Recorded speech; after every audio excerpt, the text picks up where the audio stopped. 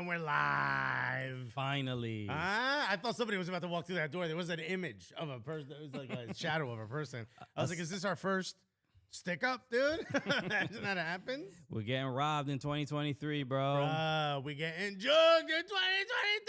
Hey, everybody. We back, baby. What's good? Where'd the chat go? Did you miss us? They all here. Some really funny things. Someone said that we were late because a lot of people seem to assume it was my fault. Jamal in particular said I probably sat on the Wi-Fi, which is, aren't we all sitting on Wi-Fi? We're sitting on it. We're standing on it. We're walking through it. We're getting prostate cancer from it. It's all the same day. Welcome back, everybody. Cool AIgans.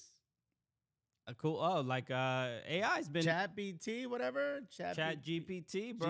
GPT. AI took over the internet while we were away. Should we pull up Chat GPT and say who are the Cooligans and see what they say? We can. Imagine they were like, these two dumb fucks from New York City. It doesn't do a voice, but I think if they're looking for a voiceover. What kind of Chat GPT doesn't actually chat with you, bro? What's good, everybody? Look, yes, we're back. Happy New Year. All right, that was loud. Come on. But we got this thing. The chat is back. We haven't been live in over a month. Bro, have you missed me, bro? I know. I've still been working with you for but 2 weeks. 2 weeks we were off. No, it was a healthy break. You know? You didn't miss me at all. You weren't like, you didn't ask your wife to just yell something random and stupid just to remind you of what this is like. Wow. No. Luckily, I go to your Twitter account for that. Oh, really? Okay, because I told my wife, could you quietly sit in the corner and not do anything for 10 minutes? And I was like, it's like Christian's here. Crimson Pizza, Justin Friedberg. Jamal says I'm having a baby, guys. Congratulations. Damn, bro. Stealing some of my thunder, Jamal. I don't even know if that worked. I don't know either. Yeah, the first one doesn't. The first one is Kevin Show. We still got you on here. All right, we got to raise the volume a little bit. Everyone hit like now. Thank you, Elijah, for the support. Elijah Stubbs knows it. I mean, he got it. You know what I mean? Justin Freeber say, Christian was staring out his window lovingly at a pizza shop thinking of Alexis during their break. Bro, you didn't once think about me wondering, like, I wonder what he's doing right now. Seriously. And what? Cut the bullshit, Christian. When I think about you, I'm not thinking about, I wonder what Alexis is up to right now. I think about you all the time, dude. You think about what I'm doing at any given moment? Because you're kind of a placid dude. You know what I mean? Right. You don't really shake it up too much. So I'm doing something pretty boring in your eyes. Either that or like when everyone like Nutmeg and Helene walk out of the room, I don't know, you jump on the couch and do air guitar or something.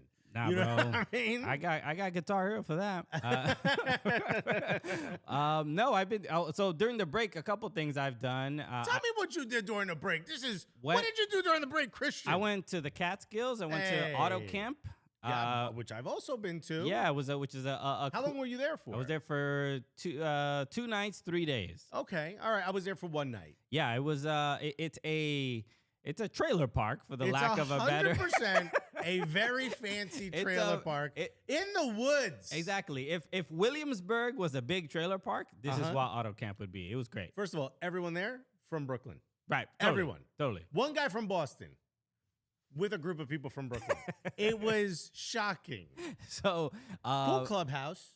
Cool club. The clubhouse was very cool. Yeah. Yeah. I had a bunch of games. I had Jenga. Oh, okay. I didn't partake, but I saw it and I was like, "This is cool." I bought wine, and they allow dogs, so we brought Nutmeg as well. This is why I left early.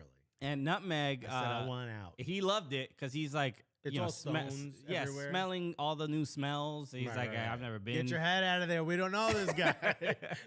But he also did. I had to be careful because he's like so excited about the different places, and this because there's a lot of dogs. The dogs are always like marking their territory, peeing on everything. Usually there's a lot of bushes everywhere. I did the same thing. Yes. So he did. Pulled it out. Did a little lap around the trailer. Apologies to Auto Camp, but Nutmeg did. He peed a little bit on the Jenga blocks. He didn't know that it wasn't a thing. Hey. All right, he said, I got next. It's like when you put a quarter in an arcade. You ever play pool at like a CD bar or whatever? You take your 4 quarters and you put it on the on the ledge. And you're like, hey, yeah. Your names aren't on the quarter. I mean, there's quarters everywhere. I don't know who's first, who's second. But this was the dog version of that. Correct. Yeah. And beat on the Jenga block. You beat a little bit. You can't take nutmeg. I mean, who among us has not grabbed a couple Jenga blocks with peel on it? And first of all, I've been to a bar called Breakers in Queens. Guarantee you there's pee on it because it's Queens.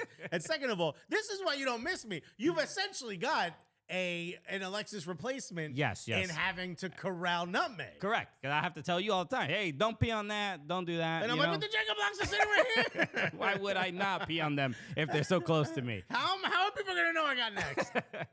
So that is what you do. Oh, that's a great question. Went to Puerto Rico. Yeah, let's go. Bad Bunny. Did you see Bad Bunny throwing a lady's cell phone who was harassing him?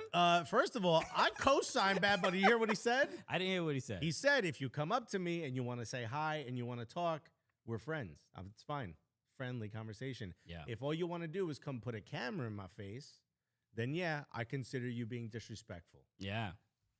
Why wouldn't you? Yo, this is a cosign for everyone who's listening or watching, bro. If you come up to it, you put your phone in this man's face and you can get social media content, everything's going to be gravy. You put your phone in my face, I'm throwing it at Bad Bunny. Not even in the ocean. I'm going to have to find Bad Bunny and then throw a phone at him. Got it. All right. Well, so there. Everyone know what it is. You've been warned. So, yeah, we went to Puerto Rico. We hung out in a beautiful hotel. 1919. Which was the date that the hotel opened, I believe, or at least Vanderbilt was something happened there. Okay, sounds wealthy, bro. Oh no, it was way above my pay grade, and I was just like, "You guys, you for sure my credit card went through, right?" I kept asking, they're like, "Sir, we ran it once." Right. I'm like, just in case. 1919 might be one of the greatest, restaurant experiences we've ever had. And the night before, we went to a place called Cocina Abierta, which was absolutely incredible. It's a prefix menu. You pick one from each. And every dish that was put down, my wife and I were like, I almost got up and ate another group of people's food. Also, table next to me, they're all from somewhere hipstery, right? That wasn't Brooklyn. It wasn't Portland, but somewhere where, you could dress like you live in either one of those cities and it's okay. Yeah. And their entire conversation was about the world of comedy. And none of them like it. All 4 of them, 4 people. It's a problematic industry. Just being as wildly judgy, but not even of like, oh, these people are saying things that I don't agree with, or maybe they're punching down. Yeah. It was just, here's what we don't like about comedy. And can I tell you what their expertise, their prerequisite for having such an informed conversation about the industry, the person sitting next to them unknowingly is a part of. One of the people is a woman who is a mid-level executive somewhere. She was asked to take a stand-up class as part of her orientation for that management course. So she took a 2-day stand-up class. And because of that, they just took a chopper to the entire industry. Bro. Friends of ours were catching strays left and right. The reason we're experts because we did the 7-day class. Oh, see? Okay? This is important. And she just needed a couple more days into it. Also, we didn't volunteer for the class. We were asked to do it as part of our orientation. But I could not. I didn't know. I'm like, and the whole time Donna was like, don't ruin this fucking dinner by saying something. You need to just sit here, forget about him. I mean, the only comic they said they liked was one guy liked Dimitri Martin, and someone else said they liked Birbiglia. 2 unproblematic kings. But okay? I mean, you love to see it. You're not gonna. There's no. I look personally. I wouldn't laugh too hard, but I would laugh at both of them. They're very funny. What did Dimitri Martin draw this time? I know. Oh, pull the easel out. Only with consent. It's easel consent. It was just such a. It was like you kind of ruined a relatively special dinner.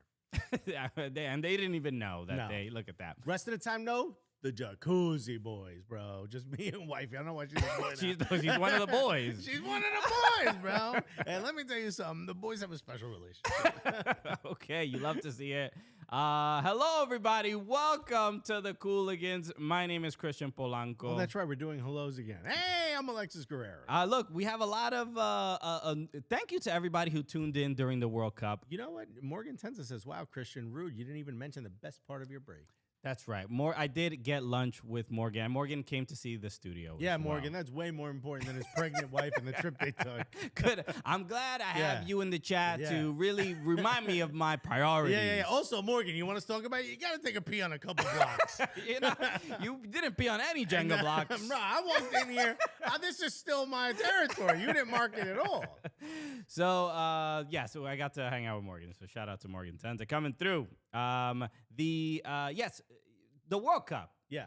An incredible time. If you haven't tuned into our Patreon episode with Harry, our producer Harry, you got to hear a Harry exit interview. Right, Harry's no longer. Harry's not here anymore.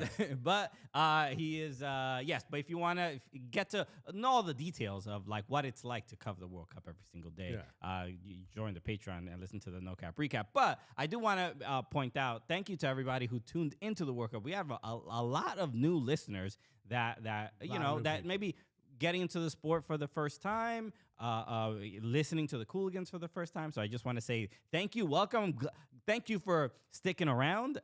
It gets a couple things will remind you. Not everything goes away. Okay, some of it's gonna be the same. It's gonna feel like home. We're not gonna be talking about World Cup anymore. So the World Cup is over. There've been a lot of even like Mbappe and Hakimi were at the Nets game yesterday. Did you see that? Mm-hmm. And Hakimi. How is that possible? How is what possible? I guess they're still on break. The Premier League confused me. Right, the Premier League refuses to take a break.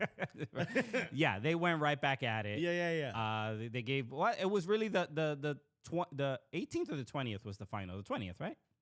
The 20th. The 20th. December 20th was the final. No, 18th, because the 19th I flew out. Got it. So the 18th was the final, and then the 26th was the return of the Premier League. And they did the Boxing Day fixtures. Yes. It felt like... And then like 2 days later, did more fixtures. It felt like an NBA schedule, because it felt like, oh, you got one night off. Figure it out, you know? Yeah. You might want to hustle. But no, Bundesliga, Ligue 1, La Liga. La Liga did come back. La Liga's back. But Premier League has the most matches since the World Cup. Dude, it just will not stop. And you know what else won't stop? Arsenal winning, baby. Yeah, we have a lot to cover. So this is gonna be somewhat of a recap episode. So if there's anything you think that we should discuss, please, people in the chat, put it in the chat. Let us know just so we don't miss anything. But obviously, I think we should start with the tragic news. And it sucks that you don't know what I'm talking about when I say that. But obviously, the more recent one was in the NFL. Damar Hamlin. Yeah, well, it's not tragic just yet because he is still alive, stable, but critical condition. Yeah, but scary to see, and it's just a thing you don't want to see in sports. But definitely similar to, I think when Christian Eriksen collapsed in the Euros 2 years ago, right? That felt like obviously it's happened before in soccer. That was a cardiac arrest. And even though this was also, I think I shared this with you when we found out, unfortunately, and again, we've talked about it, but rest in peace, obviously, to Grant Wall. When we talked about Grant Wall's passing, and it was a AAA that he had, once that became public information, when Celine tweeted it out, I said that to my wife, and she goes, oh, he doesn't look like someone who should have had a AAA. Like, people who had AAAs are more shaped like you are. You keep saying AAA, but people think you're referring to the car. That's how he passed, dude. No, if he had Geico. Say what you're talking about. I don't know what it's an aortic aortic. I don't know what the first part is. Right. I don't know what the first word is. I apologize, but it is called a AAA. It's essentially a ballooning of the aorta, of the big sort of stalk vein that runs through your center of your body. Which I get mine checked because I'm a bigger guy. Typically, someone who has a AAA would look like me. Sure. They wouldn't be tall, lanky, and have a long jaw. As soon as my wife saw it, she goes, oh, he must have had Marfan, which I've never heard of, and I hope I'm not mispronouncing that. It's a syndrome of people who they end up looking almost like Snoop Dogg, very lanky, very long jaw, how Grant Wall looked. And I was like, how do you know I'm just every once in a while she'll say something where I'm like, how do you know this? And she's like, I don't know. No. And then it turns out he had Marfan.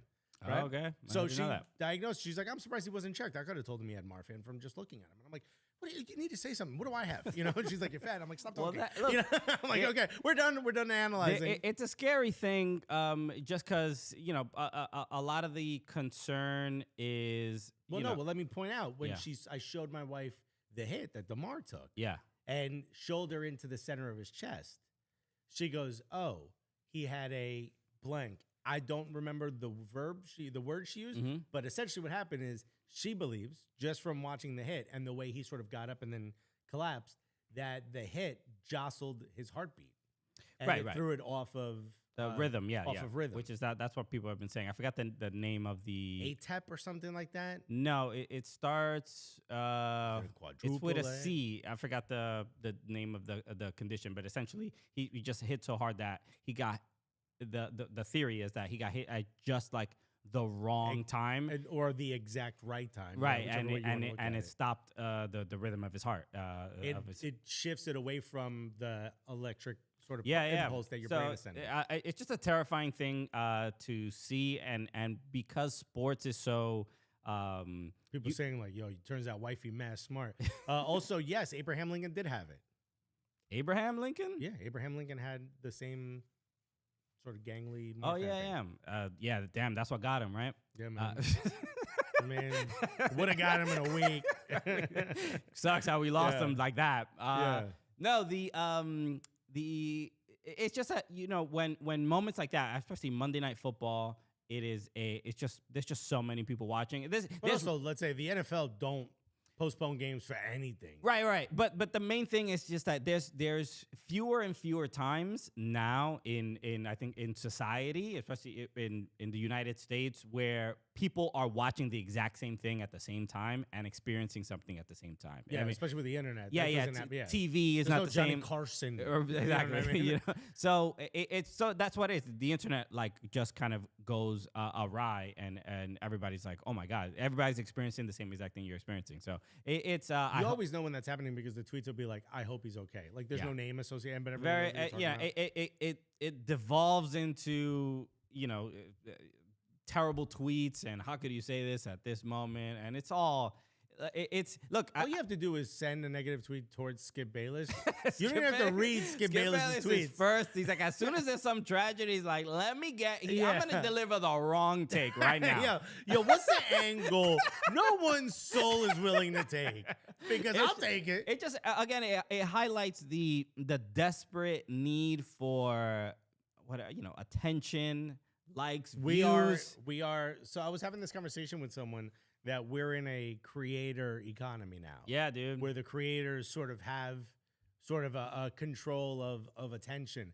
And I don't necessarily agree with it. I think we're in an algorithm economy. I think creators have figured out a way to get more attention from the algorithms. And people like Skip Bayless are like, I need my hit. Yeah, I would say it's a symbiotic relationship. Okay, well, I'm just going to Google symbiotic. But so look, it's again, it doesn't take it. It's still tragic and scary, and we hope he's okay. And then the other, when I was mentioning just another tragedy, another sad day, is the loss of Pele. And apologies for starting the show and just I mean, I guess we started on the peeing on Jenga blocks, but now we get to the more serious stuff. But yes, the loss of Pele was another, difficult thing. I mean, we talked about it during the World Cup when it was sort of rumored that he was going into hospice. And then, we got the confirmation, we got the news that we didn't want to hear. But just another, the one person I definitely recommend is on The Athletic, Pablo Maurer, who's also a dear friend, Mike Thomas, called it Christian's Tragedy Corner. So what I'm here for. It's what he loves, dude. But Pablo Maurer in The Athletic wrote a lot about Pele, and I've been reading a lot of his stuff. And there is you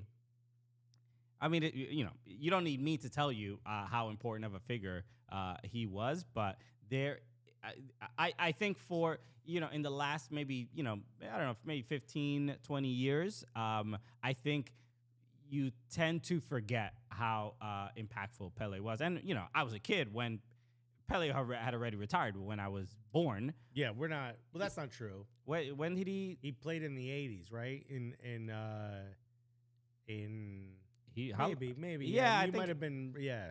But the fact that just his, I mean, he was sort of, when I'm reading everything about him and just seeing more of, there was that video going around of like Pele did everything first. I think we talked about the Cruyff this. turn, everything, all that stuff. But then the other one about in the '66 World Cup, when he was getting teams were just like, oh, he's the best one. We're just gonna follow him relentlessly. Like they really, he was also one of the people that changed the way the game is played because the hack-a-shack was like hack-a-Pele first. And shouts to Five-A-Side, the podcast, who sort of talked about how the reason why Brazilian players were at that point, and especially in his era, better with the ball at their feet is because black players in Brazil weren't allowed to play at the highest levels. So once they did, the white players wouldn't even get carded for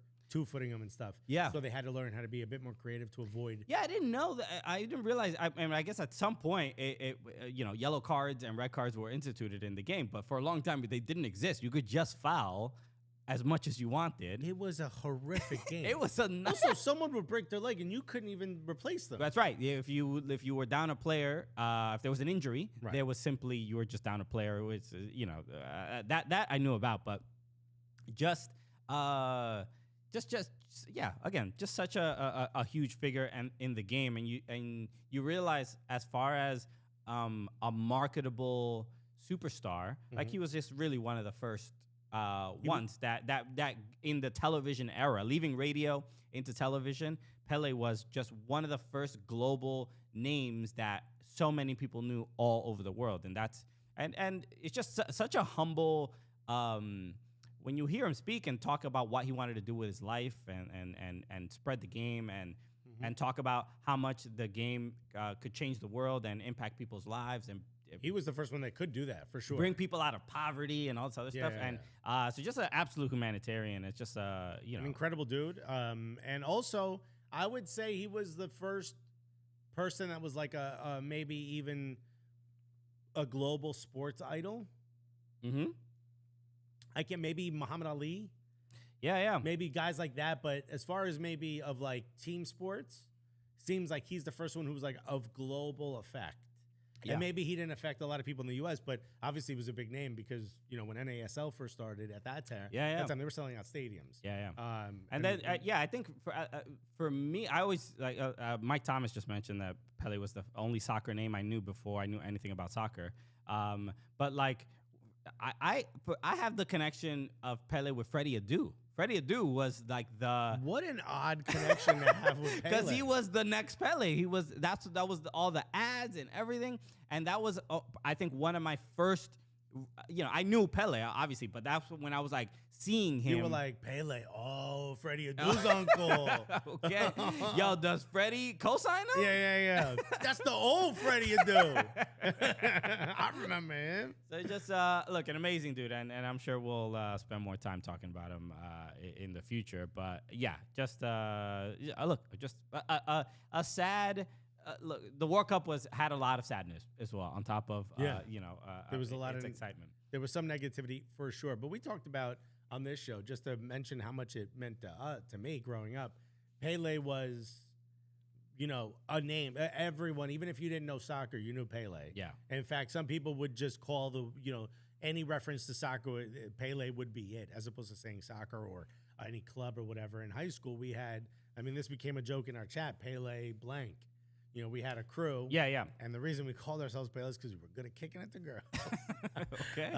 It's as embarrassing as you think. And I was Pele funny because I was funny. So, Pele tall. I'm glad you explained it. Pele IT. Pele boring. Yeah. Pele smart sweets. You know what I mean? We all have our own Pele. Right. So, yeah, shouts to... rest in peace to Pele. Rest in peace to Pele. And we got a chance to interview his daughter. which was really cool. That's right. Kelly. Yeah, so obviously feeling very much for the family. Yeah, it's just a difficult time. So shouts out. By the way, in the chat, they're asking what the S&P on my hat stands for. The guys from Court Street Grocers took over S&P Eisenberg's, or Eisenberg's used to be called S&P Sandwich Shop way back in the day, and saved it. We went. It was incredible. Took my nephew. Showed my nephew the studio. Took my nephew to the studio. He's 12 years old, young, impressionable boy. No reason why he should be allowed to hang out with me. Someone called you Pele. Excel. Ben just calling. Alexis said shout out to his family. I did do the. I did do it. I corrected myself at least. Who was it that said that? That was Tiesto, right? No, not Tiesto. What was his name? That was one of the DJs. I forgot his name. Damn. Anyway, that was at an MLS event. Most people don't remember that. Yes. That was an MLS live stream. Whatchamacallit? So yeah, I brought my nephew to the studio, and he walks in and he goes, "Whoa. You own this building?" And I was like, yo, slow down, bro. I'm far from. Who do you think your uncle is? That kind of successful. Do you see what I'm wearing? But I'm like, no, I'm allowed to work in this four walls. I go, he checked out the studio. I took him to OS. I took him to SMP, and I was talking to the owner, and I didn't realize it was the owner. I was just talking to the guy in front of me. It's a long counter. And he goes, hey, you go in the high room a lot, don't you? And I was like, yeah, I do. He goes, cool. I was like, hey, man, gray hat. And he goes, oh, yeah, we only have 5 left. I'm like, yo, could you save one for me? I want to buy one on the way out. Absolutely. Guy walks over, and he goes, hey, man, we've never met. I'm one of the owners. I own Corsia Grocers, High Room, and this. I've seen you supporting our other restaurants before. So here's the hat on the house. And my nephew goes, cool hat. And in my head, I go, yeah, bro, you better buy one. And I'm wearing it right here. The kid thought I was going to give it to him. Wow. Nah, bro, you ain't go. Did you go to High Room? The answer's you no, could have dude. done you could have left a huge impression, of such a kind thing for your nephew. Nah. No chance in hell, bro. You're like, look at my clout. No, bro. You should be impressed with my clout. Just rocking. You wish this was you, huh? No, damn, bro. You need to step your game up, Maji. I suggest you start going to restaurants. One day, if you work hard enough, you could get fat like me. I know, bro. Hey, if someone has a AAA, you want to be the kind of guy that everyone assumes would have had it first. But I did buy him his first pair of all-white, low-top Air Force Ones. Wow. The dude at the store was like, you don't understand what is being bestowed upon you, sir. This is like, for a Cuban kid, this is like his bar mitzvah, bro. Basically, bro. I was like, yo, this is better than cutting off a piece of that. No, I gave her this, and I was like, bro, you understand? Like, I have to show you how to tie these, how to lace these up right. You know, and the guy goes, and I said to my nephew, I go, yo, you get like 5 wears max, unless they're cooked. Then they just become like your throwaways. Like, you can't wear these out. Right. These are throw out the garbage, maybe go to McDonald's or something. You know what I mean? You can't hang out with your friends after like 3 or 5 wears. And he was like, why would I buy a pair of sneakers? I'm like, do not judge. This is the culture you have been assigned. You growing up in Newark. And the guy at the store, I go, let me ask you a question. How many times do you think he could wear this before he's done? He's like, bro, you get 3 to 5 max. 3 to 5 max. And the kid was like, my God, this isn't just you. The kid thinks I'm a maniac. I'm wearing the SMP hat that he wanted. You know what I mean? The kid thinks I'm a maniac. I mean, it is whatever. It's a pretty ridiculous culture. It is not a pretty ridiculous culture. You gotta have something you hold on to. It's a waste. It's mostly a waste of money. But our traditions are the things that we can hand down to the next generation. Traditions. Yes. These traditions, that was started by Nike to sell a bunch of extra sneakers? Nike didn't start this tradition. We moved the culture. You think Timberland set out to be like, let's make a work move that also you could step on rats while you selling drugs in the Bronx? It's just very convenient to be like, you can only wear it 5 times, then you got to spend another $90 on these. 110. 110. Wow, that's the culture. They went up. It's tradition. Yo, you want to be that guy. You want to get a free hat, you got to eat some sandwiches. You want to look fresh, you're going to have to buy some sneakers, bro. I don't know what to tell you. Oh, my God. Cuban Fiddler on the Roof. That's how we impart our culture. These two said Christian about to get himself canceled out here with this attitude. Bro, this dude will wear cooked ass forces, bro. He don't have forces. I don't have a forces guy. I think I owned a pair. You're gonna hurt myself with whatever number you bring right now. No, I mean I had high top dunks. I don't think I've ever had a low top. We ain't talking about dunks. We're talking about forces. Air Force Ones. It's the same. Oh, well, whatever. They're the same sneaker. One is high top, one is low top. But they're not dunks. They're not dunks. Correct. Dunks are separate. Right. Dunks are, they have a slight, Dunks they say dunks on. Dunks are, first of all, they feel very different. They're literally the same shoe. They are not the same shoe. Tommy V says the hat stands for strippers and pizza, which is like, he spells strippers with a dollar sign instead of an S. Under no circumstances are Dunks and Air Force Ones the same sneakers. They're both basketball sneakers, but Dunks don't have the air cushioning or the I think it's more of a, what is it, like a honeycomb inside that Air Force Ones. Air Force Ones are ridiculously comfortable sneakers. Oh, sure. They're fine. Dunks are not. Okay. I haven't worn either in over 15 years. Low key, though, shouts to SB Dunks. They got the little boincy, you know, the little bouncy cushion. Boincy? Boincy. I didn't want to go boing. We don't got that button? We got the boincy. Okay. All black right. Air Force Ones go further. By the way, nephew showed up in all black Air Force Ones. Good for him. All right. Bro. You're raising a little criminal. Like, got it. This kid is going to rob SMP. I'm surprised he didn't rob me from my app, bro. Okay.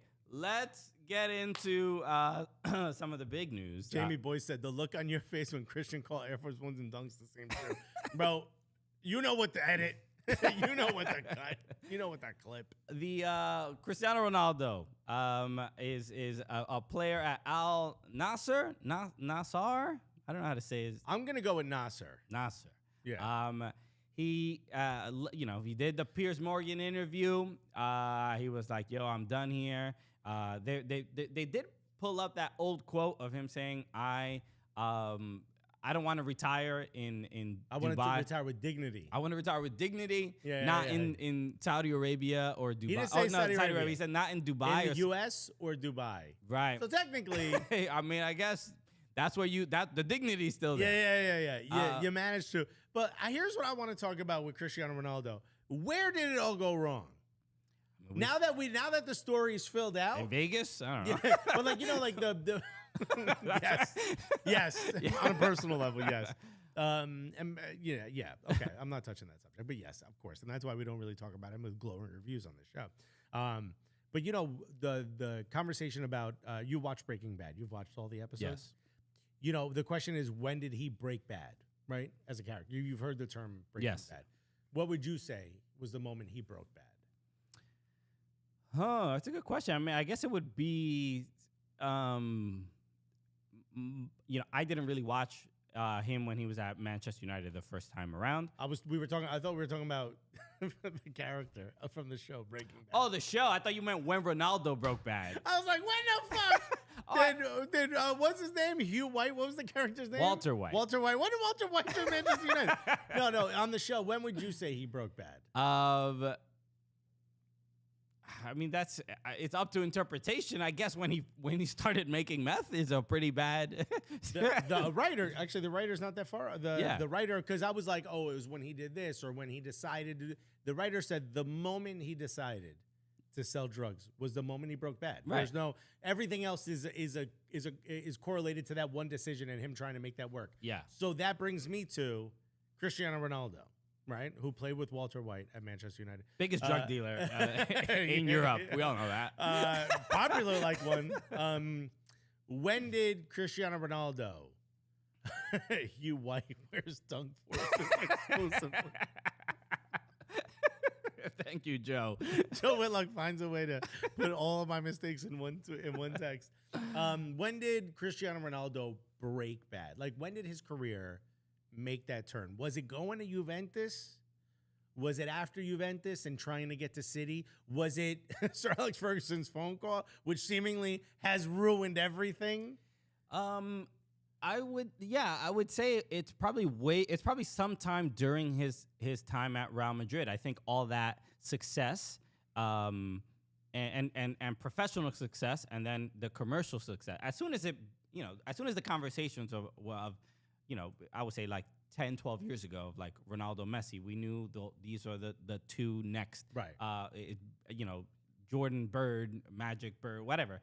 As soon as the maybe he broke bad when Instagram came out. You know what I mean? Like Right. as soon as he became such a more than a player and he became more of a brand than he did a player. That would probably be the time. So I would say sometime during his time at Real Madrid, because realistically, if he was such a beloved player, I think he would have just stayed at Real Madrid for a longer time. If he still had really something to offer, I assume Real Madrid was happy to let him go. I mean, a nice cold brew said, yeah, when Madrid says you're past it, you're past it. They hang on to players forever. And that's the thing. Sergio Ramos was there for a very long time, very functional.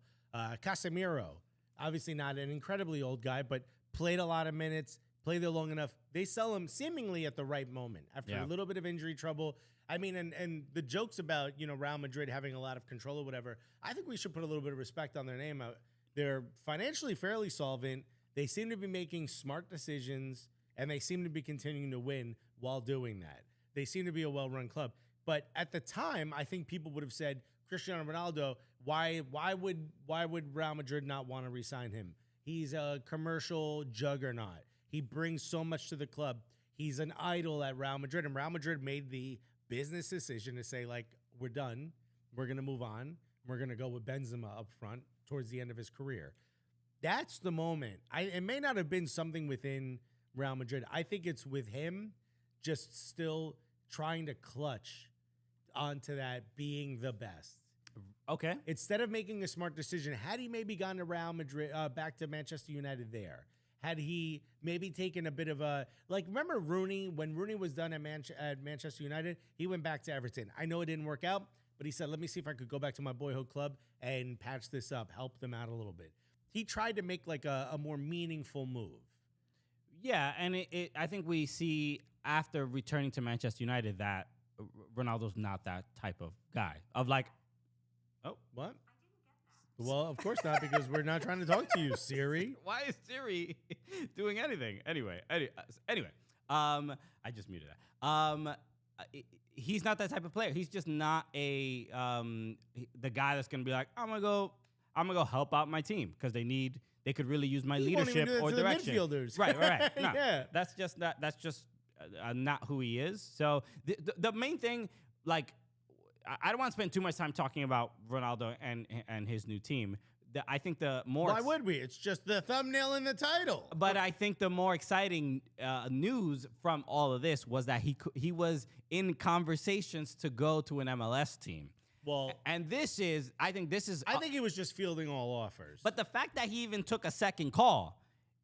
he clearly didn't want to go to Al-Nassr. Al-Nassr. Sure, we'll just pick. We're picking one, and we're going to go with Al-Nassr, yeah. He clearly didn't want to go. Nick Red said, hey, when did Cristiano Ronaldo go back? It was like, milk. Clearly didn't want to go there because the offer had been on the table for weeks, and he had yet to accept it. So clearly he was waiting, hoping anyone else would sort of show up. Well, look, you don't need an MLS team to inflate, the. Oh, I don't think he was looking for inflate. I think he was hoping there was another way out. But and I do love that SKC had his discovery rights. So Sporting Kansas City, and we saw this. Taylor Twellman reported it, and Tom Bogert. But this was in some kind of negotiation where even Pat Mahomes got involved. It said Sporting Kansas City were the MLS team that came closest. Right. So that could simply mean they took 2 steps forward. No, but Tom also reported this, that they did have conversations and that Cristiano Ronaldo was interested and even got Pat Mahomes involved. So the Sporting Kansas City ownership group spoke to Pat Mahomes and said, hey, call your boy. Yeah. and he said, let me know what I need to do. So there was of course he owns right. So I'm just saying he's like, yo, this is good for the value. No. So it wasn't the chat disappeared. Yeah, that happens. I'll figure that out later. But the fact that it got that far, where an NFL superstar could possibly sway the decision. I think the main thing here is that a lot of people are shocked that an MLS team was even in contention. And then I think from the MLS fan side, it's like, why would Sporting Kansas City even try to go after this dude? Okay, we all know exactly why. Right. But look, I think all you have to know is every article about Al-Nassr now is about how many followers they've gained on Instagram and Twitter. And that comes with it, whether you like it or not. That comes with the territory of signing a name as big as Cristiano Ronaldo. So is Sporting Kansas City? Is it fair to criticize the fact that they were even trying aggressively to get Ronaldo? Do you think it's just, should they, I mean, there has to be from 1 to 10, how much do you think they deserve any criticism? Because I think this would have made a lot of fans upset. Of course, and rightfully so. But I think if any criticism goes to them, it's minimal because it didn't happen. Maybe you hope some of the more intelligent people in the room were like, hey, yo, it feels like we shouldn't do this. You know what I mean? Sure. So you hope. So I think minimal criticism. You got to explore all avenues, right? Okay. If you're in a brainstorming session and you say, yo, there's no dumb questions. If someone says like, yo, how come I don't have toes on my dick? You'll be like, all right, okay, first of all, I did say there's no dumb questions. So I'm going to write this on the board. But I'm going to let you know later that probably wasn't the smartest question in the world. You know what I mean? Like, sure. If you're exploring all business opportunities, that's one of them. You would hope in the cons list, you would put Cristiano Ronaldo's name because he should be a convict. You know what I mean? Look, Kevincha said they had multiple meetings. Yes, it is fair to criticize. The attempt is enough to criticize. You're right. You're right to suggest that as well. And that's a Sporting Kansas City fan saying that. So I think from a Sporting Kansas City fan perspective, they should be they will be the most critical. And the loudest about it. But I don't expect a Whitecaps fan to have a big, strong opinion on the subject matter. But the Sporting KC did have the discovery rights. Which also begs the question: why did you have Cristiano Ronaldo's discovery rights? Right, please. No. Also, to Jamal, discovery rights. Okay. Look, Premier League's gonna institute it soon. Don't worry about it. Soon enough. And you remember, the joke is like Columbus Crew has the discovery rights to Messi or something like that, right? And I don't think anyone knew who had the discovery rights to Cristiano Ronaldo. No, I mean, there has to be interesting. I'm sure there's a list somewhere. If anybody has access to the list, please send it over. We'd love to go through. We'd love to look through it. Who's got the Mbappe discovery? Okay. Did you see Mbappe was at the Nets game, but he was sitting next to Marco. Marco? The owner of Lucali. You say Marco, and I'm supposed to know who you're talking about? 100%. Was Marco wearing dunks? Actually, you know what's funny? I think he was. I swear to God, he might have been wearing like dress shoes.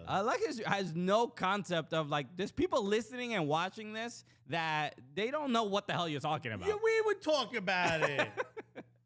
A nice Cobra said, can the Cooligans get discovery rights for Haaland? Bro, I think he's wearing dunks. Okay. Marco, what's more comfortable? No, he's wearing forces. Oh, wow. Okay, I'm glad we got the confirmation. Bro, that's important. So the... if you must know, Black Forces, white sole with the white swoosh. Okay, yeah, we must know. So the fact that this got as far as it did, I mean, this could have been any MLS team, right? It's just we all... heard the stories. I was a little afraid because he had almost signed to Manchester City. Yeah, that there would be a potentially would end up on the. Look, and a lot of Manchester United fans felt this exact thing when he went back to Manchester United. You know, diehard Manchester United fans were like, "I don't want him back. I don't want him on the team." And you would see people just like tell him like, "Just hang it up, bro. You're done," or try to analyze games without even really addressing his existence. You know what I mean? Like he's already like an afterthought to the team. And these are diehard Manchester United fans that can't let go of who shouldn't let go of his past as a player, as a person. So this could have been any MLS team in this situation. It just happened to be Sporting Kansas City. So you wonder if there's. Could you just imagine Cristiano Ronaldo living in Kansas City? It's a strange thing to think. Where they're like, Mr. Ronaldo, this is James. He's going to be your fixer, your handler for your time here in Kansas City. And he's like, thank you very much. Which way is the beach? And then you're going to have to be like, sit down, Mr. Ronaldo. So I know you don't like to take no for an answer, but there was some quote like that he said about Kansas City that this is the type of project I would be interested in. And I was like, what are you saying?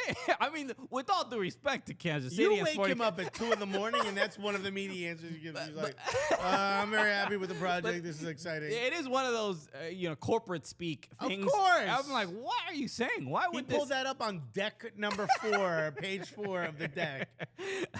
Manchester Andrew said, Kansas City. So go on. I sent Manchester Andrew, Saudi Arabia. So, look, I think it is a bit of a shock. If it would have happened, I think it. Mike Thomas, but we have an old quarry filled with rainwater. Oh damn, bro! You want a cabana? I didn't know y'all get down. Damn. Absorb those minerals. Have you been to the lake?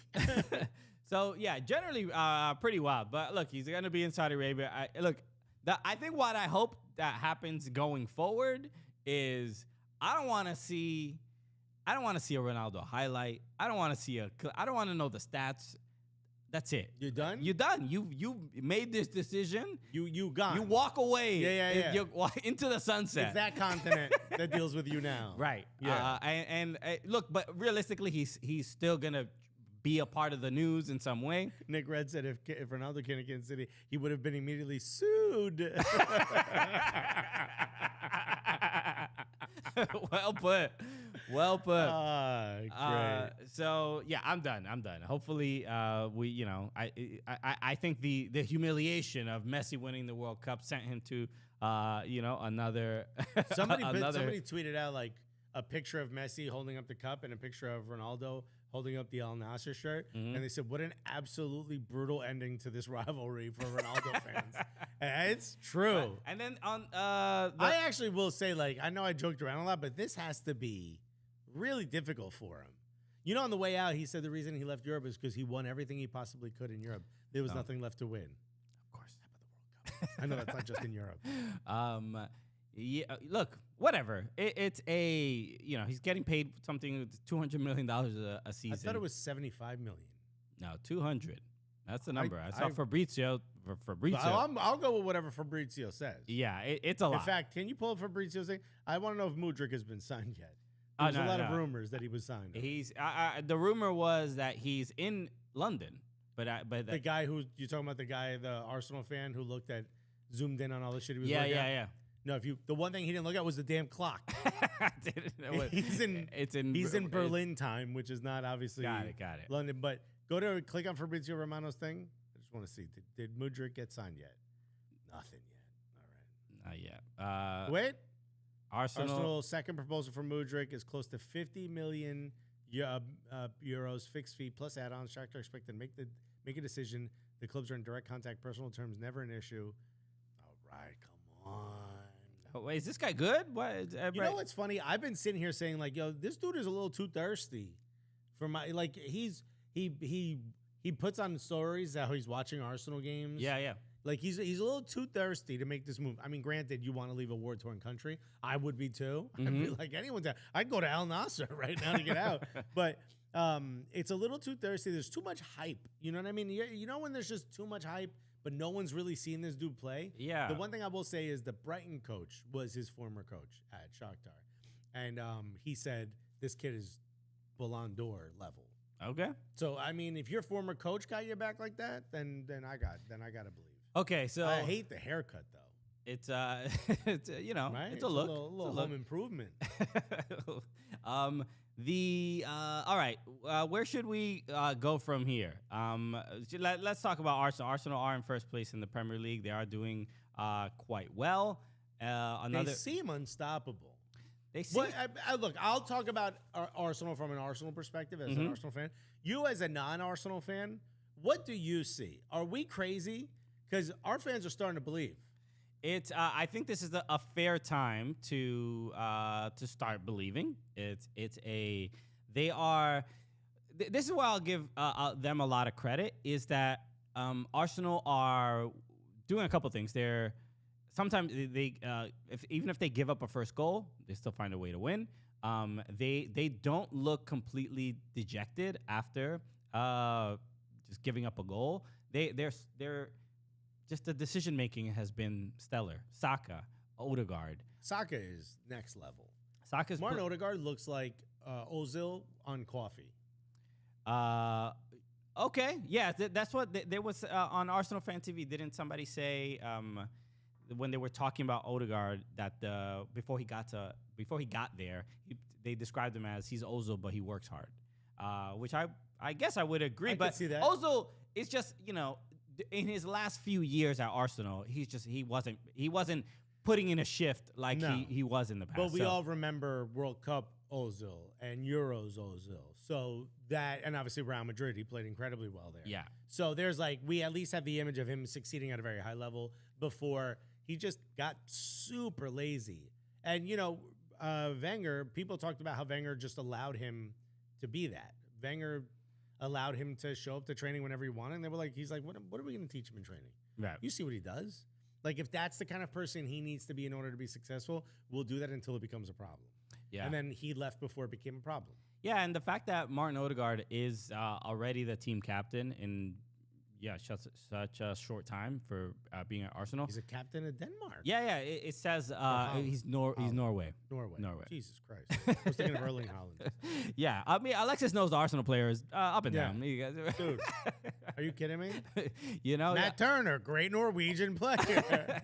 But there is a confidence and leadership that, and I think getting rid of players like Ozil, getting rid of players like Aubameyang. You had to get rid of the dead weight. And when you say dead weight, it's to me it's a little vague. How's that vague? What have those players done since leaving? No. Yes, their performances have not been the best, but every single Arsenal player is not. Gabriel Jesus is not racking up a whole bunch of goals, but he's still a great player, and you would still start him over Nketiah, right? Because there is actually give me a little bit on that, because Nketiah is scoring more goals at a faster rate currently. It's been 2 games, than Jesus has. That said, Jesus wasn't just asked to be a straight up striker; he was asked to be a part of that forward group that is constantly moving, drawing attention away. And he did that at a level that you could. Eddie Nketiah is not doing that. Eddie Nketiah is finding the back of the net. Well, no, and I would look the goal, Martinelli's goal. Out of this world. I forgot who they played. Who was it? Which one? The long pass from Odegaard, Martinelli ran. The last one, Brighton. Okay, yeah. Which also Martinelli. Why aren't you passing that ball for a tap-in for Saka, which is remarkable that he did. I can't believe he made that decision, but it worked out. I will say, had it not worked out, we'd all be like, Saka was open. Nah, that's even the fact that he did score was also upsetting to me. I'm like, it is such a ridiculous decision to not pass that ball, and much, much riskier. I think if you see something, his instinct. I mean, he's a great player. I'm not thinking anything, but he's a winger / forward that has a striker's mentality. So I don't mind. I will say, if that was Eddie Nketiah and not Saka running, you got to give him the ball, because he needs to continue to build his confidence if he's going to be a proper striker. Yeah. Martinelli, we already know what we got. Martinelli, he nutmegged the keeper for the goal. He had literally you got to do it. Camilo Garcia says, shooters shoot, bro. Shooters do shoot, bro. Yeah, I get. But to me, that was the one that seemed un-Arsenal-esque. Like, I would imagine Arteta after the game being like, yeah, I'm glad you score, but that's not what we do here. 9 times out of 10, you don't score there. Granted, you shot the 10 out of 10, so fine. Right. Moving forward. But look, I actually think if Eddie Nketiah keeps this up, it may not be as quick a return for Jesus as people are expecting. I can see that. Yeah.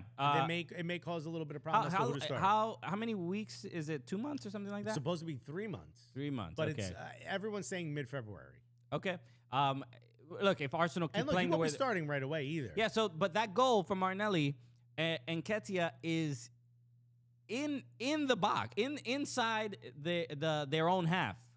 So he's the striker who is coming up to receive the ball, and he draws the center back out, that can't catch up, who can't back up Even the if you fullback. draw out 2 steps, that's enough for Martinelli to burn you. Sure, but because the center back is a big lumbering dude. But if you look at that play, Nketiah he's in basically, I think he's past the center circle in his own half. He's in his own half. Yeah, and Odegaard, who delivers one of the greatest passes you'll ever see. The weight of it is. It looks like it has a magnet to where Martinelli's going to run. It was incredible. So it's just that's kind of thing where when you have players that not only make great decisions but like clearly believe in each other outside of Martinelli with Saka, but they believe in each other, and their manager is instilling this confidence in all of them, where it doesn't matter who's in the game, trust your teammate to make the right decision. Everybody's just like they're just on point, and it's they're playing at an extremely. You're not seeing it from the teams that you're usually used to seeing it from the last couple of years, Liverpool and Manchester City. Dude, everyone else is dropping points around us. Look at the form. City with a draw, Newcastle with a draw. We're recording this and we're streaming live before the Arsenal versus Newcastle game, which starts in about 40 minutes, and we will be watching, not live. I will be sitting on one of these couches, staring at the screen, yelling. But everyone around us is dropping points. Tottenham loses. Obviously, Manchester United won, but I don't think we'd all sit here and say this is the most solidified team. It still feels like they have a lot of questions. They look better. They look better than they used to. Than with Ronaldo, without a doubt. Oh my God! Just having that. By the way, people told us in the chat we were not, obviously the guys that are here. People told us we were crazy. The comments on our YouTube are, "You're absolutely insane. They can't possibly be better without Ronaldo." No. They're Marcus Rashford. It's not even. It's nice to have a player of Ronaldo's ability, sure, but when you deal with his ability? Scoring goals. That's all he is now. But when you deal with the baggage that he comes is a black hole of attention. He is a black hole on the pitch. We said it before that if you're Bruno Fernandes, you can't even do what you do because you're constantly trying to force the ball into Cristiano Ronaldo so you can, satiate his extreme desire for attention and scoring goals. That's it. What skills does he have left? Okay, that's it. None. That's it. One thing, he can score goals. You a bucket. What else are you? Are you a good teammate? No. Are you good in the dressing room? No. Do other players want to be around you, call you, and text you? No. Do your own national team players want to shake your hand? The answer is no. All you got is Piers Morgan. Okay. Now, how'd that work out? The homie Piers. How'd that work out, Piers? Just another example of how you ruin the end of your own star-like career. What are you going to do, build yourself another statue on your island? I think Ronaldo needs to interview Andrew Tate next, Bro, they should fight each other with knives duct taped to their hands. It's the only way I would enjoy that. So, also, Piers Morgan, big Arsenal fan. The big Arsenal fan. I am more embarrassed that he's an Arsenal fan than Osama bin Laden. So, but I think, the example of like not being a good teammate and how that affected Manchester United is like the inverse is Arsenal. Arsenal, they just look like such a good team, and we saw NBC Sports were out during the holidays. They got to talk to everybody. They got to talk to everybody. Matt I was Turner, so jealous, Saka. Also, January 21st and 22nd, catch us in. Yeah, I think some people were confused by the tweet, the post you put up. We are going to be there. We're not just promoting this event. Yeah. We are the hosts. We are there. We're the MCs. You'll see us there, just like you saw us in Philly. But the interviews with like Bukayo Saka and there is a lightness to their they're winning. They're winning, but it feels good. But even just it's sort of beyond that. They're even the constant questions of like, do you think they can do it? Can they actually can they actually maintain in first? And this is when all the questions really begin. And it happens to every team that's in first. But Arsenal, I think they're handling it professionally. I saw Ian Wright say this as well. They're just saying one game at a time.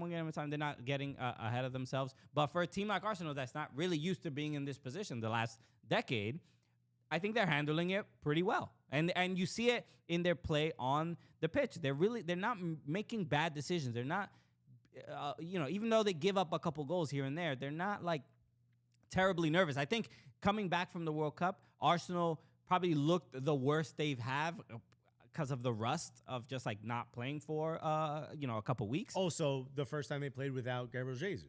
Sure, yeah. And so, the mistakes from Saliba, I thought were... Saliba's had 2 iffy games. Yeah, I would imagine that's they're not bad games, but there's moments where I'm like, hey, yeah, I think chill. It's just getting back. I think he didn't play at all in the World Cup, so, right? It's going to take some time. I saw Mikel Arteta did mention... Rustigari said, I wish Piers was part of the Al-Nassr deal. He's like, what do you mean I got to move, dude? Mikel Arteta did mention that a lot of the Arsenal players did go back to the team early before they were required to. So stuff like that. It's just like the morale seems good for Arsenal, and they would still have to be your favorites. Manchester City did drop points against my Everton Football Club. No. Your Everton Football Club assisted Arsenal. Damari Gray did to them what he did to us, and I was there. Same goal. Same exact goal. Same goal. I had to watch that goal. In awe and shock and horror from the away section at Goodison. And then this man turns around and does it to Manchester City when we need Manchester City to drop 2 points. I was like, you know what, Damari? You did good. Yeah. Well, you sort of... So when you watch Manchester City play the last couple of weeks, they are playing with a little bit of the discomfort and nervousness that you saw Arsenal play with last year. Well, the problem is, and I think this is a part of it as well, because Saliba is a massive difference. I said at the beginning of the season that he would be the best center back in the league by the time Virgil van Dijk is done, which just goes to show how much I really believed that he was the answer for the style of center back we need. And I think he's proven he absolutely can be that. Is he going to have moments where he doesn't play at the top of his game? Sure, and that's going to happen. He's young. He's 21 years old. We finally extended his contract. But I think you're starting to see that where last year we had a defensive back line that wasn't exactly working as a well-oiled unit. And that's what you're seeing with Manchester City. They are susceptible at the back in a way that we haven't seen in a very long time. Right. And that's the thing about Manchester City. It's like they have the means to fix whatever issues they have. So how long will this last? You would assume, outside of maybe some financial fair play issues, you would assume they're going to be able to make some signings in January. They're going to be like, yeah, we ain't going to sell 2 of our players to Arsenal and have them beat us. Sure. So we're going to fix this up. You know what I mean? And yeah, they didn't, you would think even with the players that they lost, that they wouldn't have much of a problem. And with the start that Erling Haaland had, that, how many goals does Erling have now? I think it's more than Everton. Is it 20? I don't even know. I think he's at 21. I wouldn't say that they're relying on Erling Haaland too much, but it is a... He has 21 goals. 21 goals. All competitions or just Premier League? I think it's just Premier League. Premier League. Yeah. It's just... He has 27. Yeah, so that's very, very good. One in the EFL Cup and 5 in Champions League. Yeah. Oh my God. I look. Does it change the way Manchester City play? Of course it does. You would think it would change it for the better, but the losing, I think players like Raheem Sterling, no, they got Calvin Phillips. Who else do they lose? They lose Gabriel Jesus.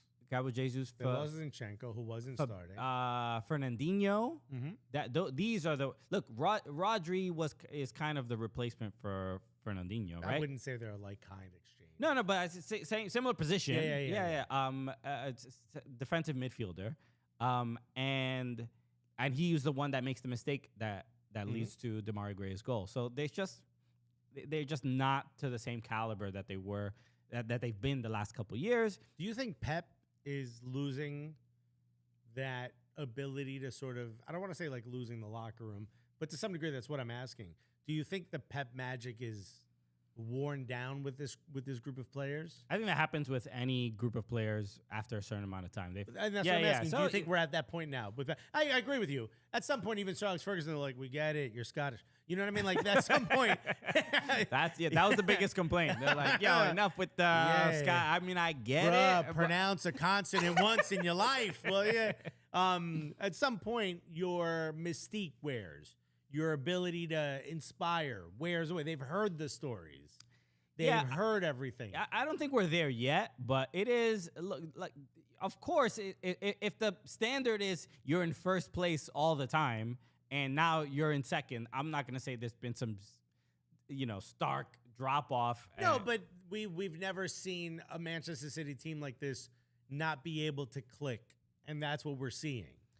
Sure. I mean, if it's a Champions League final, we know they can't click, right? They never click. Honestly, I think the priority, and I could be wrong, I think the priority is to win the Champions League. I agree with you. Yeah. I completely agree with you. And by the way, it should be. It should be. Y'all done won the league too many times. We get it. Yeah. I think that's where they're going to put a lot of the focus. Look, you don't want to draw against Everton. I mean, that's a terrible 2 points dropped for Manchester City and an amazing point for Everton. Can I say this? Congratulations and thank you. Okay. We needed it and you needed it, my friend. Happy to help. It was it's almost like it's a symbiotic relationship. Where would we be? Where would we be without you? Is that with a Z? Or I think the bigger surprise here overall with especially with top four is Newcastle being in top four. They drew. So to the Arsenal conversation, because you brought up Newcastle, people were like, someone says, once we play one of the City games and we win, can we celebrate? Bro, we got to play Manchester City twice and Newcastle twice in this half of the season. Nice. I am more worried now about Newcastle because they just don't go away easy. Right. This last match was a bit of an anomaly, but what out of those, the Arsenal team that you see, we've got 2 games against Newcastle. Again, one is right after this, so if you're listening to this, you've already seen it. But we got 2 games against Newcastle, 2 games against Manchester City. A potential of, what's that? That's 12 points, right? Yeah. How many points do you think Arsenal takes from those 4 games?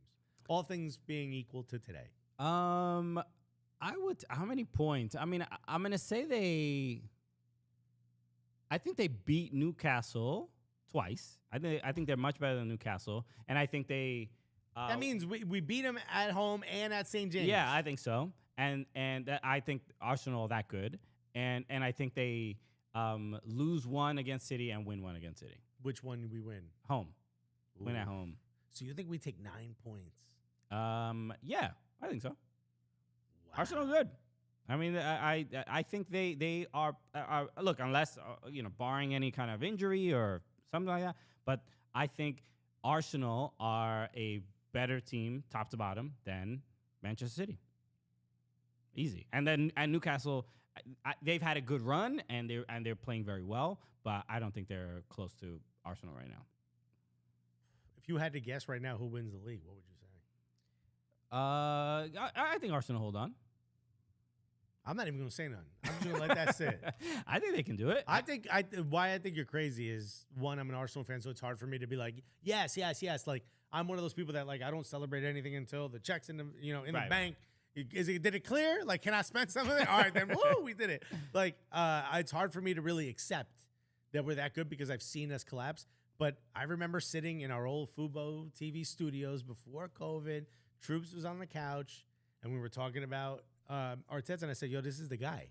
I'm telling you, this is the guy. He's going to lead us to the promised land. I'm telling you, he's going to be our manager for 20 years. And he's like, no, you're wrong, blood. He's going to be sacked in the first year. This is the wrong choice. He blah, blah, blah, blah. He's never managed before. And I'm like, I don't know how to explain it to you, but trust me when I tell you, I believe in this man. Like, if everyone said this is the guy, we should believe he's the guy. And to see it happening is incredible. So, but it's still, I still remember, what's his name? Welbeck scoring that goal against, Leicester off the tape up, off the line. Mm-hmm. You know what I mean? And still not being able to win. Still not being able to do enough to win the league and letting Leicester City win the league. It was that I still remember those moments, so it's hard for me to say. And also, I don't think you're giving Newcastle enough credit. Eddie Howe has completely changed his team. Miguel Almiron. I mean, yeah, Eddie Howe is lovely, but also the huge injection of cash has changed What the team. injection of cash? No, let's be honest. What have they bought? Trippier, whatever his name is, injured for a lot. Bruno Guimaraes, however you want to pronounce it, absolutely incredible find. Chris Wood. No, they've been who else? They have a couple decent. Miguel Almiron scoring like 7 games in a row. Came before. I'm just saying. That's Eddie Howe. That's Eddie Howe. He came before that. He was Mike Steve Ashley. Bruce was there. when Mike Ashley, the owners, right. purchased him. Yeah, that's me. Eddie Howe changed him and changed the system that allows him to play. Chris Wood, Isaac, however you want to pronounce his name, who's is injured as well. What they haven't spent a lot of money. He took roughly the same team Steve Bruce had, made them good, added a few pieces, and now they're great. They have not spent a lot of money. They will start spending money. Great is a stretch, but yes, they are good. They are good. No. Okay. Cesar Garcia said, of course, or of fucking course, first season of Cooligans was hilarious with Alexis rants week after week. But like the first year? Yeah, man, that was rough. Rough times, man. Okay. Mike Thomas said Newcastle 1 year off from being a force. I don't think you're giving Newcastle enough credit, and I don't think you give Eddie Howe enough credit. You asked me if Arsenal will beat Newcastle. I think they will beat them fairly easily. I think we beat them once. Maybe we draw them at St. James. Miguel Almiron, how many goals does this man have? This guy is absolutely killing it. Nine goals. All in the Premier League. Jack Grealish, his favorite player. Bro, Jack Grealish is like, I don't know what I did to this man. He stole my juju. Yo, Jack Grealish needs to say something negative about us, all right? Yo, no, we need to say something negative about our bank account, bro. We're trying to succeed out here. Get in here, bro. How many goals is he end the season with? Almiron, 15. You think he gets to 15? You think he gets another 6? Yeah. I could see it. I think he scored like one in the last 7 matches. Yeah, besides the last one. He's been just seeing when he first got to Newcastle to now that you can sometimes I have this kind of, I don't know if it's bias or whatever, but you just think like you're a professional soccer player. You get it. How much different is it from country to country? Like, what, it rains a little more here? What's the difference? There's a little what? There's fog. Yeah. What? You can't see the thing. No guns here, like in America. Really what is really but there is we know Miguel Almiron is a great player. We know he's fast enough for the league. The league is not too fast for him. But I think what the difference you're seeing from then to now is there's a little bit that he's playing with more confidence, but you can see that the defenders who are defending against him also see that he is playing with confidence. You know what I mean? There's a certain thing that happens. Giving him a little bit of extra space. They give him an extra space because you're like, all right, I've seen a couple clips. I saw what Jack said about you. Yeah, he seems to not be confused like he used to be. Right. And he was making a lot of mistakes early on when he first got there. And just clumsy. Just didn't adjust. And that is just like not it now. He's just like, I'm a veteran of this Premier League. He's 28. He's 28. He's like, bruh. Been here, done. I know I look like I'm 7. He's got what you got. Right. Whatever weird disease you have. Gary Coleman disease. 100%. Benjamin Button over here. Both of y'all smile a lot, y'all skinny, and you look 16. But he's a grown-ass man now. And he's adjusting quite well. And this he's where he needs to be. He's making great passes. And he is also playing in a different position that wasn't what he was playing when he was at Latin United. So it's great to see. But you can clearly see that the maturity. That's probably the biggest difference from then and now. He's just been Kirby D called him the babyface assassin. Yeah, that's you, bro. Yeah, let's go. Pele babyface, bro. Do you know his full name? Miguel Almiron. Mm-hmm. No, I don't. There's a very famous name. There's a very obvious name that comes after Miguel, almost always in Spanish. Angel? Yeah. All right, so it's Miguel Angel Almiron. You won't know his last name. Rejala. Say it again. Rejala. Rejala. Rejala. Rejala. Yeah. Miguel Angel Almiron Rejala. That is so Latin. I mean, he sounds like a Spanish prince. Right? Ladies and gentlemen. My accounting? Yeah, I do with the offices of Miguel Angel Almiron Rejala. So I think where we should wrap up, because the game's about to kick off in a couple minutes, is any concern about Liverpool. Liverpool have been... someone put in the chat that Klopp is also dusty, bro. Klopp is looking a little bit dusty. What's going on? They lost to who did they lose to? I can't remember the games I just saw yesterday. You're pulling in Alexis. Who they lose to? Villa. Yes. Okay. Yes. Liverpool were almost saved by VAR repeatedly. But it was not enough because if VAR didn't get involved, they would have been down like 4 or 5 goals. Hey, as an Arsenal fan, I absolutely love VAR. I don't want no disrespect to VAR this week until this game starts. It was they were the right calls, but I think I don't know if it's simply the injuries that Liverpool have had. I think maybe not having Luis Diaz. They did sign Cody Gakpo, right? Which that was also a big thing. You got a lot to do, Cody. That was also a big issue, right? Because Manchester United apparently was a lock, and Virgil van Dijk, I guess, called his homie, his Dutch homie, and said like Sir Alex Ferguson. And he's like, "Yo, you don't want to beat it with them dusty fools out there, man. We got a dusty coach out here that would need some help." Bro, that shit weak. Last week. Like, damn. Wow, Virgil, I didn't realize you were this clever. Yo, Virgil. Damn, bro. Were you on Biggie's second album by any chance? My man, clever Van Dyke. All right. Go. I think that the interesting thing in that game was like every time they gave up a goal, whether it got turned back or not. Oh, it was Brentford. Mm-hmm. Villa played who? Without Tony, by the way. That's right. Villa won. Who they play? I forgot who they play. City. Wasn't it City? They drew to City. There are too many games. No, didn't Villa win? Villa won against somebody. I hope it's Tottenham. I should just look it up. I think it was Tottenham. It was. Yes, 2-0. Sorry, apologies. Thank you, Villa. Thank you for the correction. We should talk more about Villa. Ben just called and said Pele Van Dyke. Let's go. That man, he will live forever on this show. Let's go, bro. So they did lose to Brentford, but Virgil Van Dusty says Luke Sergio. Damn, getting cooked. Yo, go back to your windmill, my G. We don't need you out here. The Virgil Van Bike said Luke Sergio. See, we were missing this throughout the World Cup. Yeah. Where was it? Where was the chat? I thought the interesting thing was every time Brentford scored, they would go to the camera would go to Jurgen Klopp, and Jurgen Klopp would just be smiling like this frustrated smile. He's just like they're like, really? Yeah. Really? Y'all gonna do me like this? Is this happening? I don't even recognize my team anymore. Right. Who coaches this squad? Me? I don't know if it's a thing where look, the Brentford scored a lot, even though 2 of them got taken back from by VAR. But Liverpool were giving up goals on set pieces.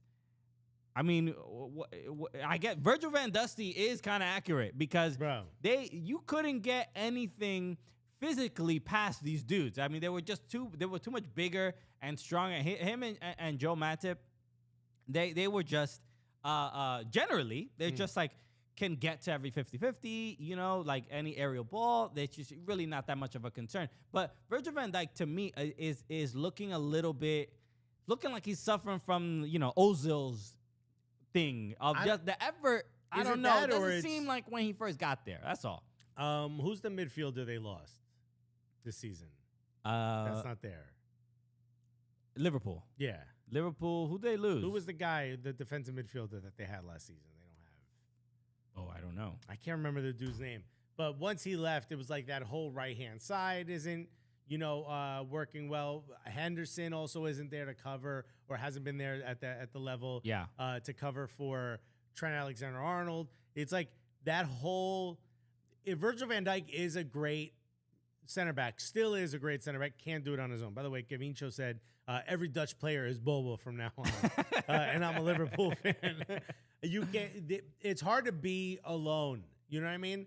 We always talk about how center backs are partnerships. You also need the players in front of you to cut off most potential attacks.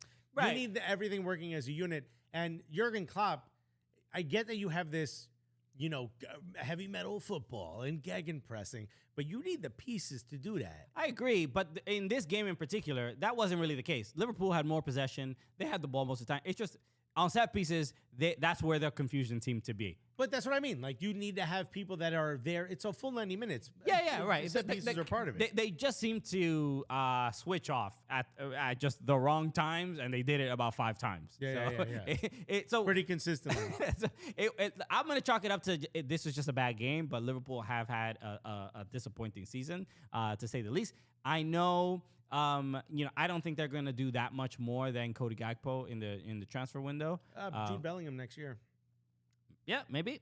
That seems like it's a done deal. I'm saying, but for this season, I don't think I think they're going to go with what they got, and maybe. Here's the big fear: they don't get into Champions League. Right. That's the big fear, because then Jude Bellingham's going to be like, "Do I want to go?" I mean, it's got look. Newcastle, Tottenham. Luke Sturgis said Liverpool broke bad on set pieces. For real. I do want to talk about Conte, saying he goes, "Yeah, people were talking about Tottenham being, title contenders." He's like, "What?" That made me laugh. He's like, "That's funny." No. He's like, "We're 5th at best." Yes. He. Are you cool with a manager talking this openly and honestly? Am I cool with it? I mean, I don't know. I think the context is important. If you're a Tottenham manager, that's the context. The context. Very nice. If you are the manager of Tottenham, you gotta be delusional on camera. You gotta be like, this club is a top club, and we gotta work hard, and blah blah blah. He even said you can strive to be a champion when you're a team that's won things. Sure. Yeah. Damn, bro. It's not. Look, he's having the. You got no trophy case as your own manager, bro. He has to. He's a representative of the club, so he should. But that's what I mean. He's kind of. But he's speaking like a freelancer. Yeah, 100%. He's speaking like his consulting contract. This is his exit interview. Okay. He did the best he could. Okay. Do I have a Spurs tattoo on me? Don't talk to me like this, bro. You W2. You ain't 1099. You need to have some. You got to buy in. Look, I think. Being that frank about it is probably not beneficial or helpful in any way, and it doesn't stir up any encouragement and excitement with the fan base. I'm watching clips of it. Or are they used to it? Well, I'm watching clips of expressions and dying slowly, losing his bro. His stream broke. That's how rough his life is going. And angry Tottenham fans are it's not as fun as angry Arsenal fans. Let's say. I disagree. I enjoy it quite a bit. Look, as a neutral of both, I'm like, it's not as entertaining because there is no history of success, and it's just constant losing and constant disappointment. So you're just like, oh man, I feel bad. I mean, like, I don't want to be that man. I don't. Shouts to all the time. There's a certain joy in seeing Arsenal fans upset because it comes from almost a place of entitlement. So it's like, I feel okay being. It's it's entertaining to me. Roasting someone and you're like, dude, have they not had enough? Just let them walk, right? But no, they and I think this happens to Tottenham every year. Where they go into every year with like Richarlison's here. We got this new excitement. There's like somebody's gonna break the Babe Ruth curse. You know what I mean? Somebody. Yeah. Hopefully not in my lifetime. It's not Richarlison. Russ Degari said Conte doing the Mourinho third season arc all in a season. Bro, you 100% right. Except wait, didn't Mourinho win already after that third to get Mike to that Thomas third would say, "You play to win the game." Like, great, it's just a classic. Conte, man, he's just like, who said champion? That's not what I'm going for. Be realistic, okay? Bro, chill, yo. He doesn't even instill hope in his team, and you can't do that. That's where I say, like, all right, that's not the proper way to handle the media. You know what though? I kind of like it. It's right now with Arsenal winning and that happening, it makes me feel good. If it's the Arsenal manager doing that, you're not saying that. I mean, Unai Emery essentially did that. Shouts to Unai Emery though for beating Tottenham as a Villa manager. Harry Kane has how many goals this season? And Ice Cobra said, "Spurs are who we thought they were." But that's every week. That's every week. He has. That can't be right. Who? Harry Kane has 23 goals in all competitions. Does that sound right? 13 goals for Tottenham, 1 assist. Yeah, that sounds about right. Yeah, I guess. Yeah, that's fair. They've also been playing in Champions League. 1 goal in Champions League, 8 in Europa. Does that sound right? No. They take That them this last year? season? That's what it says. Last year they were in Europe. This year they're in champions, right? Not crazy? Yeah, because that's why Richarlison went there to begin with. Well, he's got 13 goals in the Premier League. He had a stinker. He had 8 goals in Europa. He must have scored a couple of hat tricks in some of the games in Europa. Is this 2022? Not This is 2023. I don't know why would Europa stats be in what you're looking at. Maybe for the all goals in 2022. I don't know. To be honest with you. Okay. Let's just go with 2022-2023 Premier League. By the way, this is 2022-2023 Europa. No, 2020-2021. Why would I even look that up? Andrew Johnson just said, yo, go look at the Greg Berhalter statement. Okay. Let's see what the Greg Berhalter this is said. live. We're live. Let's see. What could he have possibly said? Well, while we're at it, Harry Kane has to leave, I think, in order for any chance to win. USMT issues a statement. Okay. Yeah, that's just a minute ago.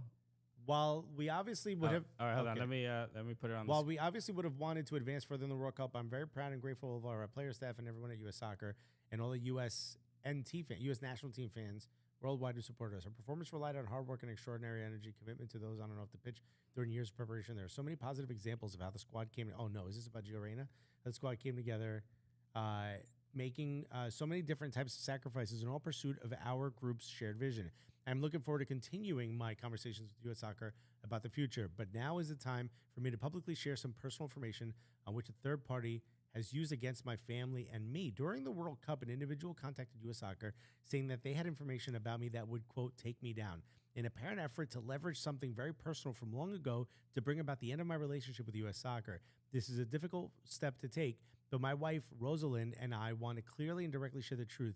This is a story that belongs to us, and but hopefully there are lessons from our relationship that can be valued to others. What could this possibly be? This is insane. I did not expect. I'll read the next. In the fall of 1991, I met my soulmate. I had just turned 18 and was a freshman in college when I met Rosalind for the first time. There was a familiar feeling when we spoke. Rosalind was and is an amazing person, determined, empathetic, fun to be around, and we connected immediately. It felt like we had known each other for years. We had been dating for 4 months when an incident happened between us that would shape the future of our relationship. One night, while out drinking at a local bar, Rosalind and I had a heated argument that continued outside. It became physical, and I kicked her in the legs. You're a soccer player. That's like a boxer punching someone. Right. So I'm very serious. There are zero excuses for my actions that night. It was a shameful moment and one that I regret to this day. At that time, I immediately apologized to Rosalind, but understandably, she wanted nothing to do with me. I told my parents, family, and friends what happened because I wanted to take full responsibility for my behavior. Rosalind also informed her parents, family, and friends while the authorities were never involved in this matter. I voluntarily sought out counseling to help learn, grow, and improve. One of the most valuable decisions that I ever made. To this day, that type of behavior has never been repeated. I fear that I lost my soulmate. And then out of the blue, 7 months later, I received a call from Rosalind asking if we could speak in person. We met and discussed how we had grown and decided to rebuild our relationship. Rosalind shared that her family supported this decision, and by working through what had happened, we both realized that our love, trust, and respect for each other was stronger than the incident and had occurred months earlier. Since then, Rosalind and I have lived together in 5 different countries, 3 different states, have met and remained friends with many wonderful people from around the world. All of these people have witnessed the strong relationship we have and the loving family that we have built together. The lessons learned from that night over 3 decades ago became the foundation for a loving, devoted, and supportive relationship, which we honored and celebrated with our 25th wedding anniversary this past weekend. I'm sharing this story after 31 years because it's important to understand that it was an event that shaped me but doesn't define me. It was a single, isolated event over 3 decades ago and a terrible decision made in a bad moment by an 18-year-old. Rosalind and I have been on an amazing journey together. We have raised 4 wonderful children who are aware of what happened. We are very proud of our marriage, our relationship, the family we have built, and the people we have become. As a team, we emphasize accountability, honesty, and growth. Those aren't just principles we instill within the team. It is how I live my life. The foundation of any good team is using the past as an opportunity to learn and get better. People can make mistakes and learn from them. People can also be forgiven for their mistakes. Thankfully, Rosalind forgave me. The intention of this statement is to provide transparency and to reinforce that a single bad decision made by a teenager does not necessarily define him for the rest of his life. We will not hide from this. We didn't then, and we won't now. This is our story. We have fully cooperated with the U.S. soccer investigation into this matter, and while we would prefer not to speak about something so personal from so long ago in such a public forum, we're embracing this opportunity to share what has shaped us and how much we have grown and learned from this over the past 31 years. Thank you, Rosalind and Greg Berhalter. Wow, I did not expect that to be the statement. Not at all. Apparently, he had to create this account just to share this. Andrew Johnson said he made all new social media accounts to release this. He quit Twitter and Instagram during STC. Wow. What is STC? I don't know. I don't know either. So I think obviously this is obviously a very sad story and obviously unfortunate. I think unfortunate is a great term. It's a great word for it. But the thing about it being used against him to ruin his relationship with U.S. soccer. So someone's trying to blackmail him. Right, which is obviously very shitty, and to take a personal moment in this person's life and use it against him.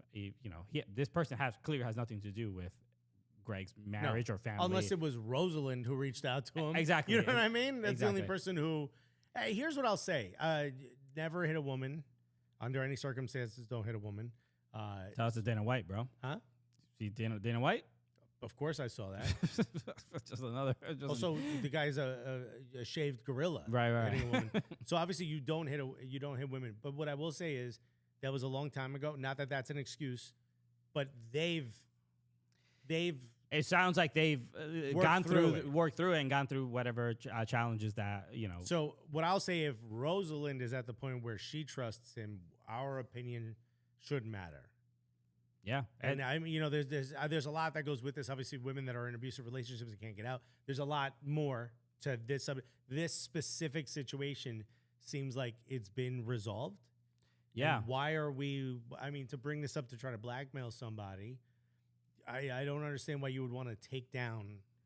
Yeah, it's very shitty. And I think I guess for it to happen during the World Cup, which is obviously a very tense time for every country that is involved in the World Cup. Damn, bro. It's look, it's a little bit of, and I don't want to minimize this, but I think we had a conversation about this, about how like the U.S. missing. Now I understand why the man who runs says turns to Eric Winalda. Remember?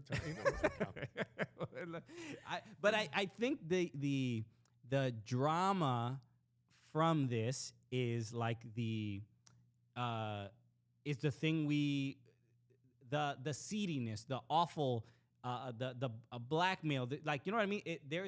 Even though it's horrible and you don't want things like this to happen, but weirdly enough, this is like in a lot of other countries where soccer is the predominant sport. This is par for the course.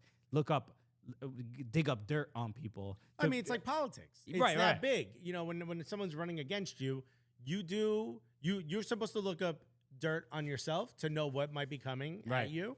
So you hire people to go dig through my past. Let me know what might be coming up, and then you dig up the other person's past so you can start to manufacture. Oppo research. Yeah. But the problem here, who benefits by taking down Greg Berhalter? Yeah. What's the golden goose that you're after? Only one person, Gareth Southgate. That's the only person. That's where my mind goes. I'm like, who is trying to blackmail Greg Berhalter? Sunil Gulati trying to run it back? I don't understand. It doesn't make any sense. That's the confusing part. Is it somebody that wanted to ruin how the U.S. did during the World Cup or something along those lines? It's awful. So I'm trying to understand the motive at the very least. The chat seems to think it might have been someone from the Berhalter out fan base, unless they're joking. Jurgen Klinsmann. That ship has sailed. To be honest with you, it's horrific, and I think if someone says or kick Alexis, because I said you don't hit a woman with any body part or any object. I just don't, especially in a relationship, you don't do that. And I think that goes without saying. I would hope so. Obviously, like Dana White, unfortunately, we're not at that point yet as a society, which is to disgusting. Right. And then I know some people are gonna be like, well, she hit him first, whatever. Like, it doesn't matter. It doesn't matter. Like, I know that she did, but it does not matter. It does not matter. I could care less. It doesn't matter. In this situation, what a horrific thing to bring up from that's essentially buried in 30 years of this relationship's past. Right. I will say, if Rosalind comes out and says, no, he's been abusive since, then we have a different conversation. But if we're going to take it for what this is, dude, not good. I'm going to let Rosalind and her family and her friend group and all that and her, support group handle that. And if they did that 30 years ago, then, dude, I feel bad that he even had to do this. Right. Yeah. So, this is like absurd. Somebody said it crossed the line to do something like this. I mean, not to make the statement, but obviously to try to blackmail a person or. Dude, I love that our chat doesn't take anything seriously. We have, was it Claudia Reyna, ? And Crimson Pizza said, Shyamalan twist, it was Dave Sarakin. Wow. Just absurd. Yeah, man. I mean, look, the more than anything, it's difficult to make a statement like this, but you got to think about the Berhalter family, is children, is everybody's just like. And you got to clear the air. You have to clear the air, but because somebody's trying to blackmail you. But this seems to be something that was resolved within the family, and for it to make. The purpose of it is to embarrass everybody, to embarrass everyone. Right. And it does, even though they try to embarrass maybe Greg Berhalter directly, it does affect his family. So it affects everyone else. That's involved. The part that is... I didn't even know what Greg Berhalter's wife's name was. Yeah. Until right this moment. Yeah. All right. Well, look, this sucks. I mean, I don't know if this is going to affect the possibility of him returning as a manager for the U.S. men's national team. There's some decisions to be made there for sure. Yeah. But obviously an interesting thing. Thank you for sharing, Andrew. For this thank you because we would have been like, oh, why didn't we know this during the stream? Right. So appreciate it. All right, we should wrap up because we got there's a couple Premier League games that are going on right now. And a reminder, thank you everybody who tuned in during the World Cup. If this was the first time you tuned into the Cooligans, we appreciate you. We will be back next week. So our shows are usually we record them Mondays and Tuesdays live on YouTube, and they're available as a podcast on Tuesday and Wednesday. And we cover European soccer, European football one day, and then American soccer, and on the other day. So. That's the for the new folks, that's the way to do it. And then we have No Cap Recap, which is our podcast exclusively on Patreon, where we talk about the behind the scenes, some of the stuff. Sometimes we travel, everything that goes on, not in this room. We will. That's where you can get all that entertainment. So boom, we did it again. It's nice to be back. Happy New Year, everybody. Big things in 2023. And a reminder, if you're in Orlando or in Florida, come out to the Premier League Fan Fest. We will be the MCs hosting. There should be probably like 10,000 people there. It's gonna be huge. Wild. It's gonna be huge. And let me tell you something. NBC puts on a party, dude. Yeah, it's gonna be wild. So you can go. You can register. You can see our pinned tweet. You can see it there, or NBC.com, NBCSports.com/something. Premier League Fan Fest Orlando, I think. But go to our pinned tweet at Soccer Cooligans on Twitter. All right, everybody. We will see you next week. Enjoy 2023. Peace, everybody.